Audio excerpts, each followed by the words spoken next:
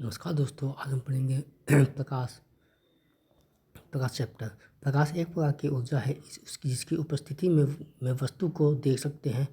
प्रकाश विद्युत चुंबकीय तरंग है किंतु अनुप्रस्थ के रूप में गति करती है। प्रकाश इस विद्युतीय रूप से उदासीन होती है। प्रकाश की चाल निर्वात में सर्वाधिक 3 × 10⁸ मीटर प्रति सेकंड होती है। प्रकाश माध्यम से भी गति कर सकती है। जल के अंदर 200 मीटर गहराई तक सूर्य का प्रकाश जाता है। प्रकाश का परावर्तन, रिफ्लेक्शन ऑफ लाइट। प्रकाश किसी चिकनी सतह से टकराकर वापस उसी माध्यम में लौट जाना परावर्तन कहलाता है। आपतित किरण, इंसिडेंस रे। स्रोत से आने वाली किरण को आपतित किरण कहते हैं। आपतित किरण तथा अभिलंब के बीच का कोण आपतन कोण कहलाता है। इसे एंगल आई द्वारा दर्शाते हैं। परावर्तित किरण, परावर्तन के बाद जाने वाली किरण को परावर्तित किरण कहते हैं। परावर्तित किरण तथा अभिलंब के बीच का कोण परावर्तन कोण कहलाता है। इसे एंगल आर से द्वारा दर्शाते हैं। अभिलंब परावर्तित किरण तथा आपतित किरण को अलग करने वाले काल्पनिक रेखा को अभिलंब कहते हैं। समतल दर्पण से परावर्तन को दर्शाते हैं। आपतन कोण, परावर्तन कोण, आपतित किरण, परावर्तित किरण, अभिलंब तीनों एक ही तल में होना चाहिए। Angle i equal to angle r. Question देखते हैं अब हम। 40 डिग्री के कोण पर एक किरण आपतित होती है। आपतित किरण तथा परावर्तित किरण के बीच का कोण कितना होगा? आपतित किरण दिया हुआ है 40 डिग्री, जो अभिलंब के बीच और बीच में अभिलंब है, जो अभिलंब और आपतित किरण के बीच का एंगल है 40 डिग्री, और तो उतना ही एंगल परावर्तित किरण और अभिलंब के बीच होगा 40 डिग्री, यानी कुल कोण हुआ 80 डिग्री। एक किरण तल के साथ 35 डिग्री का कोण बनाती है। यह किस कोण के साथ परावर्तित होगी? आपतित किरण और दर्पण के जो तल है उसके बीच में 35 डिग्री का कोण है, और दर्पण के तल से और अभिलंब के बीच में 90 डिग्री का कोण होता है, जो कि अगर हम 90 को 35 से घटाएं तो 55 आता है।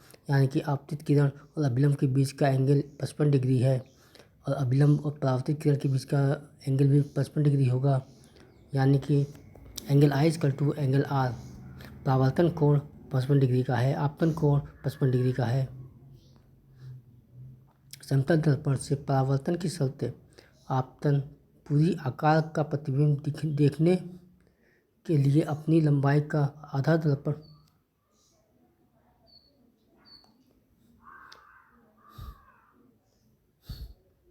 पूरी आकार का प्रतिबिंब देखने के लिए अपनी लंबाई का आधा दर्पण होना चाहिए। यदि दर्पण की ओर v वेग से दौड़ा जाए तो प्रतिबिंब 2v वेग से गतिशील दिखती है।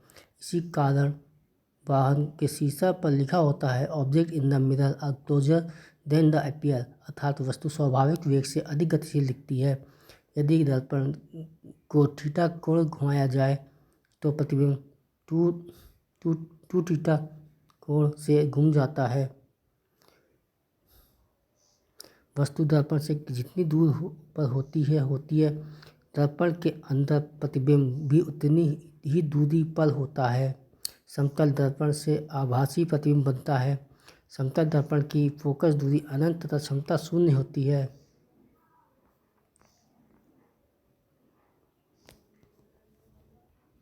राधा 10 मीटर प्रति सेकंड की चाल से एक दर्पण की ओर दौड़ती है। 5 सेकंड के बाद वह दर्पण के अंदर अपना प्रतिबिंब 25 मीटर अंदर देखती है।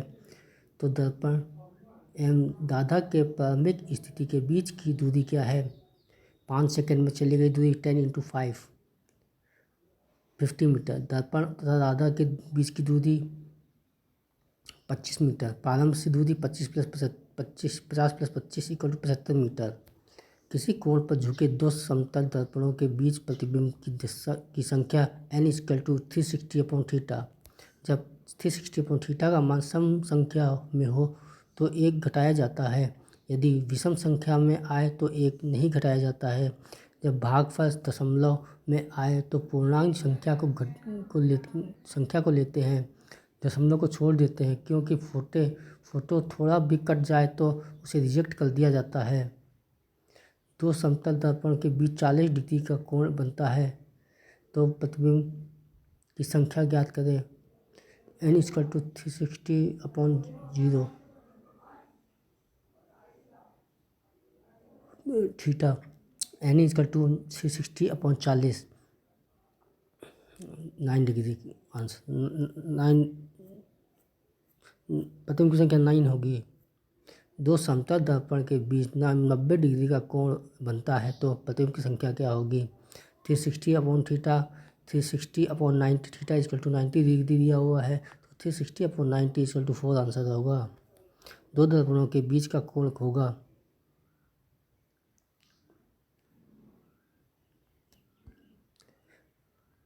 दो समतल दर्पणों के बीच प्रतिबिंब की संख्या ज्ञात करें। n = 360/0 समांतर दर्पण है, यानी कि एंगल 0 बनेगा। थीटा = 0, इसलिए इन्फिनाइट या इन्फिनाइट n = इन्फिनाइट आंसर आएगा।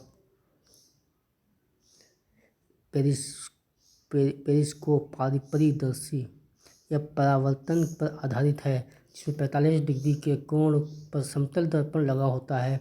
पनडुब्बियां सतह से ऊपर देखने के लिए पेरिस्कोप का प्रयोग करते हैं। अधिक ऊंचे स्थान को देखने के लिए भी पेरिस्कोप का प्रयोग करते हैं। दर्पण बनाने के लिए ग्लूकोज का प्रयोग होता है, जबकि दर्पण के पीछे कलई करने के लिए सिल्वर ब्रोमाइड का प्रयोग होता है। गोली दर्पण जब दर्पण किसी गोला का भाग होता है। ये दो प्रकार का होता है, अवतल दर्पण, उत्तल दर्पण।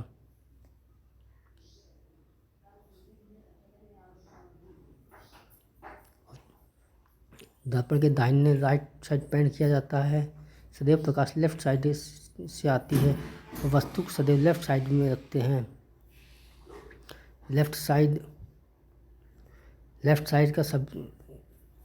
वस्तु को सदैव लेफ्ट साइड रखते हैं। लेफ्ट साइड का सभी मान निगेटिव होता है, राइट साइड का सभी मान पॉजिटिव होता है। दर्पण के भाग टाइप्स ऑफ मिरर। पोल, ध्रुव। दर्पण के मध्य भाग को पोल कहते हैं। वक्रता केंद्र सेंटर ऑफ कर्वेचर। गोली दर्पण जिस गोले का भाग होता है उसे केंद्र की वक्रता केंद्र कहते हैं। वक्रता त्रिज्या रेडियस ऑफ कर्वेचर। वक्रता केंद्र से ध्रुव के बीच की दूरी को वक्रता त्रिज्या कहते हैं। फोकस, त्रिज्या के आधा भाग को फोकस कहते हैं। F = R/2